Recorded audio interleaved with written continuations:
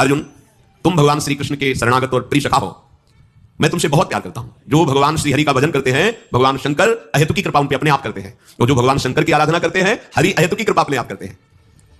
कभी ऐसा भ्रम किसी को नहीं होना चाहिए कि हम हरि के उपासक हैं तो भगवान शंकर की थोड़ी भी न्यूनता या अवहेलना करें। नहीं, भगवान श्री हरि कहते हैं, शिवद्रोही मम दास कहावा सो नर मोहि सपने नहीं भावा। कभी ऐसी गलती नहीं हो। और जो भगवान शिव का उपासक है वो कभी वैष्णवों की, हरिजनों की या हरि की कभी थोड़ी सी भी अवहेलना या निंदा ना करे कि हमें भगवान शंकर के बल से ऐसा नहीं, तो भगवान शंकर ही दंड दे देंगे, वही दंड दे देंगे। काकभूषण जी ने तो यही किया ना। गुरु बार बार उनको समझा रहे थे कि हरि और हर में कोई भेद नहीं है, लीला के लिए दो रूप है, पर वे नहीं मानते। तो गुरु की अवहेलना करने लगे थे। गुरुदेव मंदिर में पधारे और शिव मंदिर में बैठे पंचाक्षरी मंत्र जप रहे थे, क्या प्रणाम करना? नहीं प्रणाम किया तो भगवान शिव ने कहा, अरे ये मर्यादा, गुरु के आने पर तुम खड़े नहीं हुए, प्रणाम नहीं किया, अजगर की तरह बैठा रहा। अरे पापी, मेरे मंत्र को तेरे गुरुदेव ने ही दिया और उनका तू अपमान कर रहा है, जा शास्त्र योनि अजगर की प्राप्त कर। भगवान शंकर ने दंड दे दिया।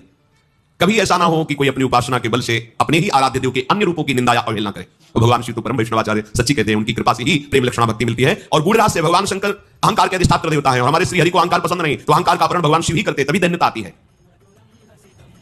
भगवान शंकर ने कहा कि ये लो गांडीव और ये लो अक्षय तूणीर, ये तुम्हारे योग्य है।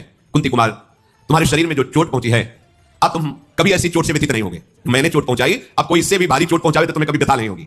भगवान चोट पहुंचाते हैं मजबूत करने के लिए। जैसे कुमार है ना, नीचे हाथ लगा के मटकी को थाप से पीटता है, अपना रंग देता है, मजबूत करता है। ऐसी भगवान का जो दास है, भगवान उसको इतना मजबूत कर देते हैं कि माया एक साथ मिलकर प्रहार करे, काम क्रोध लोभ मोह मद मत्सर, फिर भी कोई फर्क नहीं पड़ता। वो हरिदास है, वो हरिजन है। पार्थ, तुम्हारा पराक्रम यथार्थ है, इसलिए मैं तुम पर बहुत प्रसन्न हुआ। मर्तलोक में या स्वर्गलोक में या अन्य लोक में या कोई भी ऐसा नहीं जो तुम पर विजय प्राप्त कर सके। तो भगवान का भक्त त्रिभुवन विजेता होता है। यहां से लेकर ब्रह्मलोक तक कोई उसे परास्त नहीं कर सकता। ब्रह्मा जी भी नमस्कार करते हैं, जो भगवान के सच्चे भक्त होते हैं।